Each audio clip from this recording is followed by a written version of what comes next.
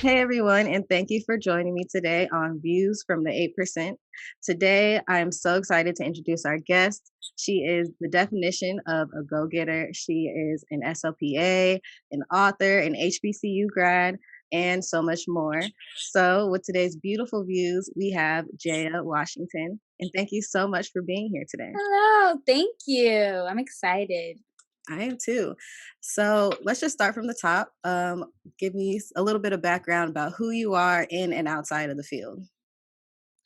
Well, my name is Jayah Washington. I'm from Echo, New Jersey, and I graduated from South Carolina State University in 2016 with my bachelor's in speech pathology and ideology, and I'm currently there again pursuing my master's in speech pathology. And pretty much during my 4-year break from undergrad to graduate school, I just traveled as a SLPA, and from that experience, it really inspired me to write my children's book. Okay, that's really cool. I also didn't even know that you were also a master student. Like you do so many things. Oh Um, yes, I'm currently a full-time graduate student. It's online because of COVID, so I'm like kind of happy because I'm like I can get so much more done knowing that it's like virtual. Even though it's not, I always forget the word. Like even though I have to log on live at Zoom, mhm, sometimes they're like, just read the lecture and you guys will. So I'm like, oh good, this is like I like right. kind of having that The self-taught experience. asynchronous.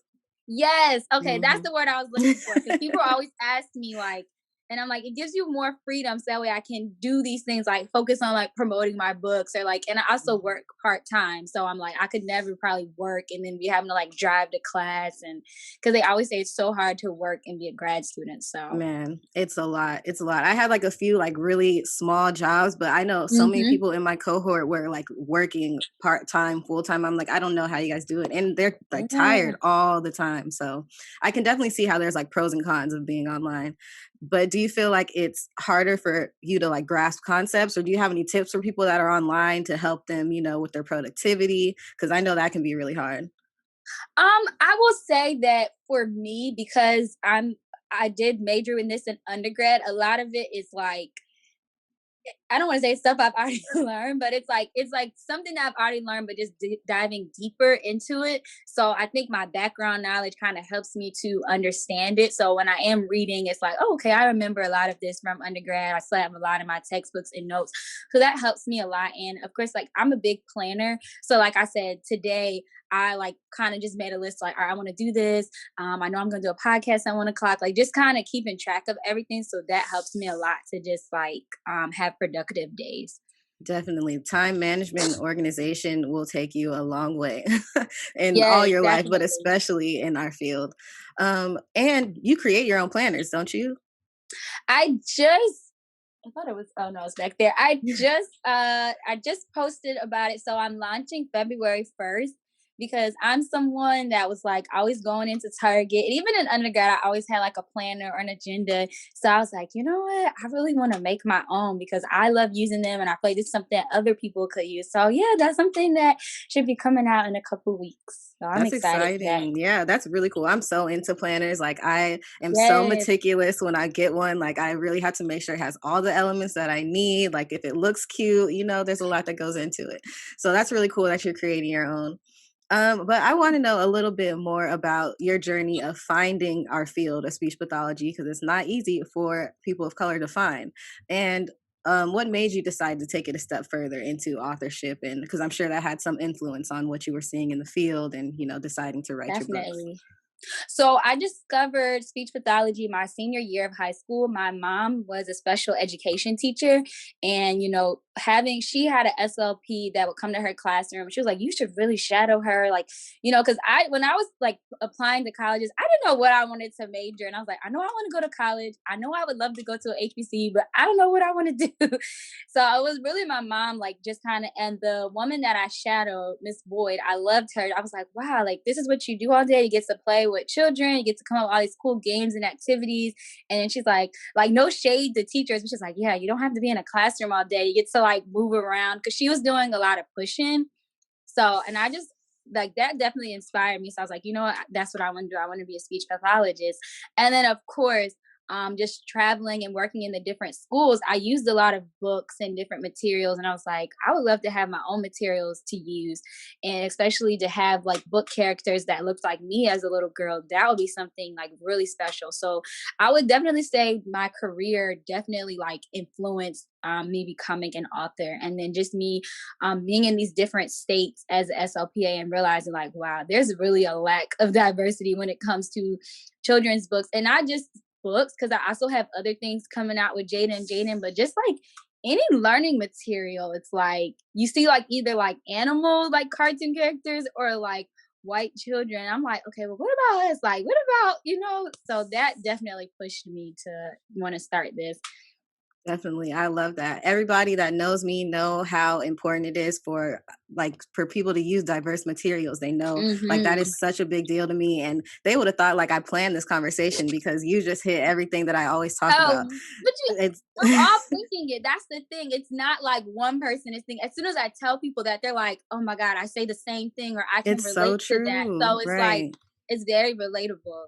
And that's exactly what inspired me to create my own materials that I sell as well, because I want to use the stuff that my kids can see themselves in, and that's Yes. 90% of the time it's not the materials that everybody else is using. So I really appreciate that. And we also have a really similar background because my mom was a special education teacher too, and that's how I found the field. I was in her class, Ah, and the SLP came in the class. She was pushing in, and I was like, "That looks so cool." The kids were so excited to go like over to oh my her little god, we do have the table. same story. Literally the same story. So that's really cool. But yeah, it's crazy because like I said, it's hard for us to find the field. So the fact that we have a similar story, it's not surprising to me because how else would people find out about this if we didn't have like a family Yes. member or someone pushing us to go look into this? I like how you said, like you want to see someone that looked like you when you were a kid in your books. So my next question is, if you could go back into any time or any age that you feel like it would be most impactful, what would be something that you told young Jaya that would really make a difference in your life now? I would definitely say to just go for it. Don't like listen to like negative people, because for me, there was a lot of people that told me like, "Oh, don't go to that school. Like it's not going to prepare you." Or, "Oh, like I had someone like it was a point in my undergraduate. I guess I wasn't that young, but my undergraduate career where like I wasn't doing that good in the class. Teachers like, you should probably change your major because I don't see this for you." And I think when you hear those negative things, you have to like. I'm the type of person where I always want to prove people wrong. So like I would just continue to tell myself like don't ever get discouraged when people are telling you to quit or to give up. So and to just like do what you love. Like I've always loved writing. I've always loved those things. And I always tell people like I wish I would have started earlier. I wish I would have like, done this years ago if I would have known that it could become what it is today. So I would just say Mhm. like don't give up and don't listen to like negative people. Definitely. I love that. I completely concur because, again, people told me the same thing. Like, maybe Mm, you should think about teaching, or maybe this isn't the field yeah. for you, or maybe you should take some time off. You're not going to get into grad school, all those things. I heard all that. I'm sure you did too, right? So I think that's really important because I want people to know to stick with it. You can get through it. And then also, there's ways to like do what you love and make a profit from it. So just Yeah. like you're saying with the writing, and then like for me, I love words, I love language, I love working with kids, and like I feel like this is the perfect field for me, like because I love doing it. So no matter what you love to do, or if it's creating planners, or I also know that you're, like a little fashionista and you have Oh, all the fashion inspo going on too. And there's just a way to like put everything that you love into one and make a profit out of it and make it, like worthwhile, make your life what you want it to be. And then also going back into people saying, this school might not prepare you. I know that you are also an HBCU graduate. For people that don't know, that is a historical Black college or university. And you are also, as our vice president was, an AKA, or is, I should say.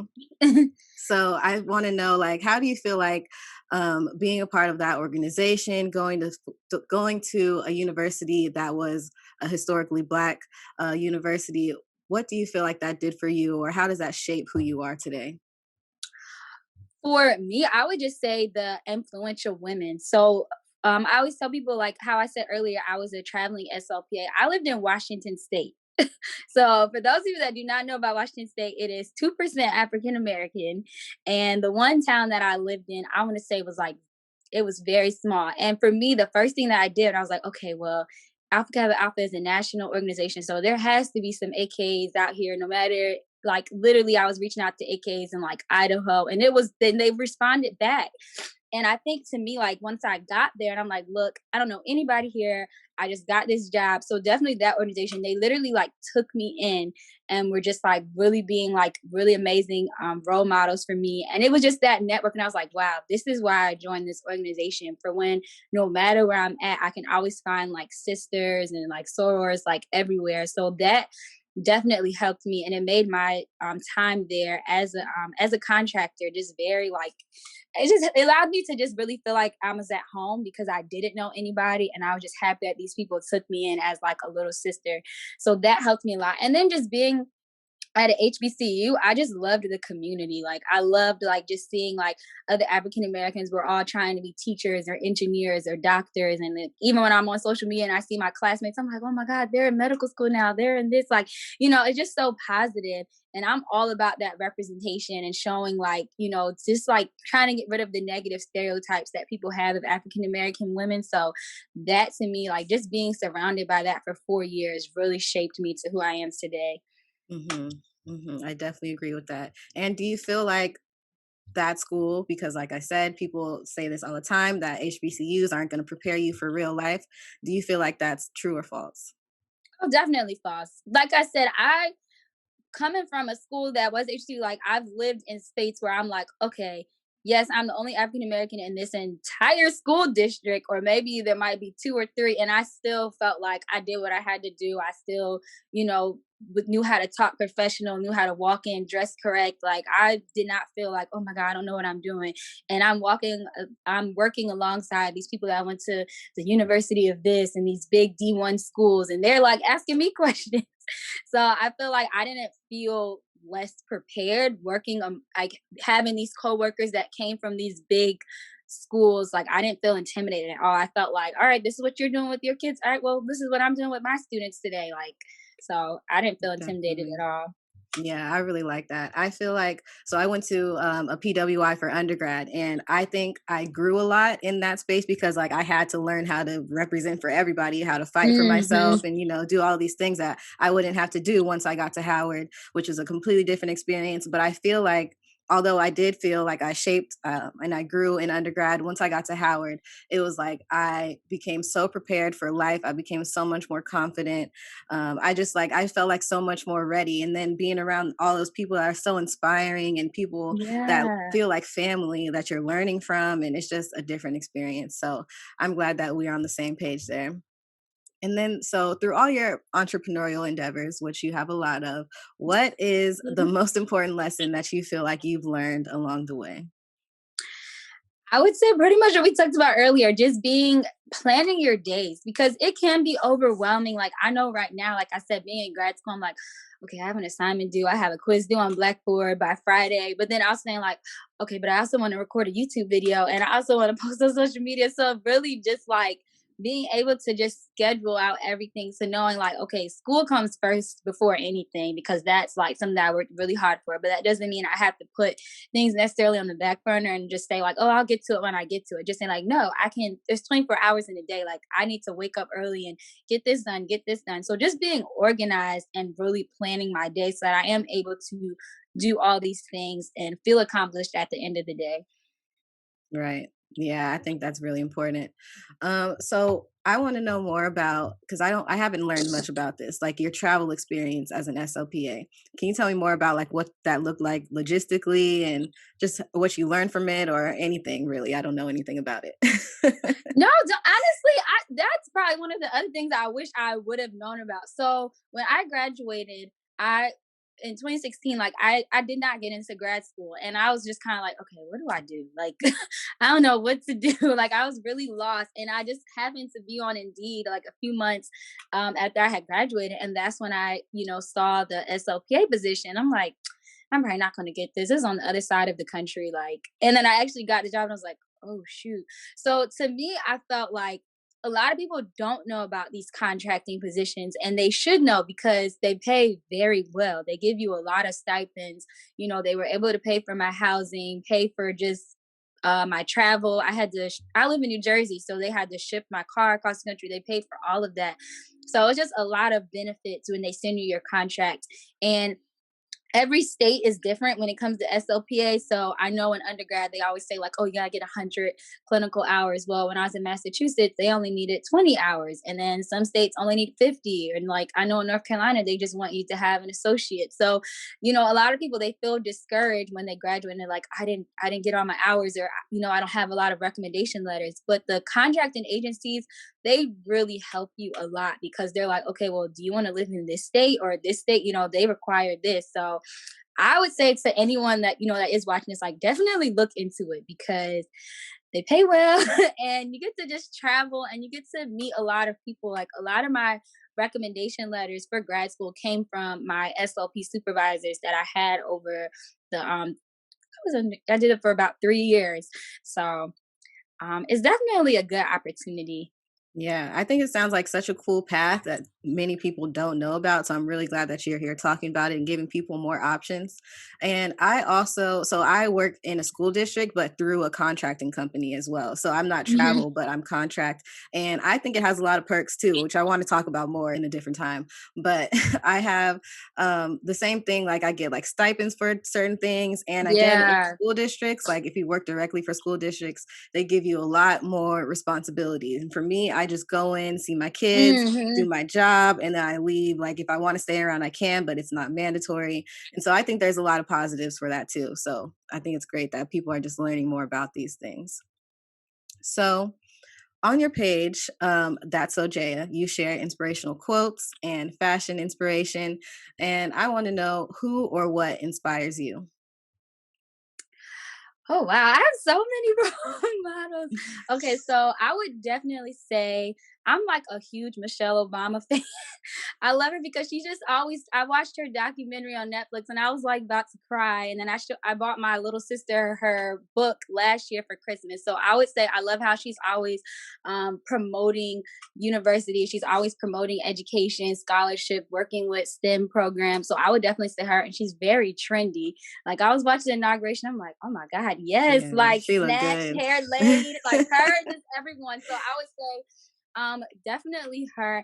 And my other inspiration would definitely be Toni Morrison because just as a black author, I loved her quote when she said, "If there's not a book on the shelf that you want to read, write it yourself." So that was definitely like my biggest inspiration, more so for my author journey.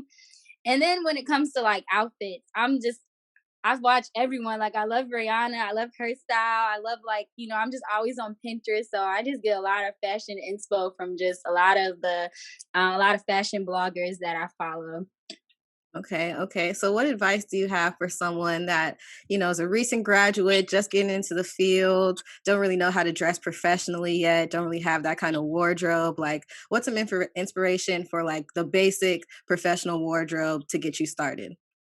So I would say grab some essentials. So I'm a very one thing about me is I'm a very cheap shopper. I live in a TJ Maxx, I live in Marshalls, I live in Love that. Love Ross. that. So for me, like I would say like I would probably get like 3 or 4 pair of dress pants from like H&M for like less than $15. And I mean, let's be honest, you can probably keep wearing them like they're nice and just mix it up. So the one school that I worked at, they're like, "Oh my God, you're always so dressed up." I worked at a special needs school for 2 years in New Jersey, and I'm like, "Girl, this came from like Walmart. This came from like I just like to find stuff on a budget." And I would say just having like chic like slacks and like simple blouses. When you have solid colors, you can definitely mix it up. And if you want to get a little fancy, you know, go to a thrift store, get your little oversized blazer, make it work. So just having those like staples in your closet and not trying to like break the bank while doing it. Definitely. I am so cheap. I stay in the thrift store. I stay in the Ross. Mhm. I'm the same way. And people are asleep because that's where like my most complimented outfits always come from. Yes. So yes, don't sleep. Don't sleep on the thrift store. Don't sleep on the Walmarts and the Targets and all the other cheap places to buy clothes. But thank you, Jaya, so much for your time. Please let everybody know where they can find you or anything else you want to shout out, Yay. anything coming up soon. Let the people know. Okay, so kind of shout out both. So I do have, oh god, I have like 3 Instagrams. So my main Instagram is That's So Jayah. Like you said, that's where I post more like my outfits and just like my everyday like fashion and lifestyle blog. So that is That's So Jayah, THATSSO JAYAH. And I also have thatsojayah.com, which is my blogging website. And on that website, I also help people that if you are interested in publishing your own children's book, you can book a consultation with me directly. And I also have the Jayda and Jayden series Instagram where I just post my children's books and my customers and things like that. And my latest business that I have not officially launched yet is Planners by Jay, which is going to be my planner stationery line coming out next month. And that's going to be my everyday planner and my academic planner for high school and college kids. Awesome. So many great things. I'm definitely looking forward to the planners. And if you haven't Yay. checked out her books, you know how important it is to use diverse materials. So you're already asleep. Make sure you go check them out, add them to your collection, and, Oh, and support these. Go ahead. Go ahead. download the app. Oh, yeah. So that's along with the Jayda and Jayden series. I have the children's book series and the free app. If you literally type in Jayda and Jayden on the Apple and Google Play Store, you'll see the app. It's a memory game and it's super cute and it has the characters from the book. So definitely support the Jayda and Jayden series. That's free. So go ahead and download Ooh, it. okay. Download that, check out her books. Make sure you support her, support Black authors and SLPs Yeah. and SLPAs. And thank you again so much for your time. Thank you.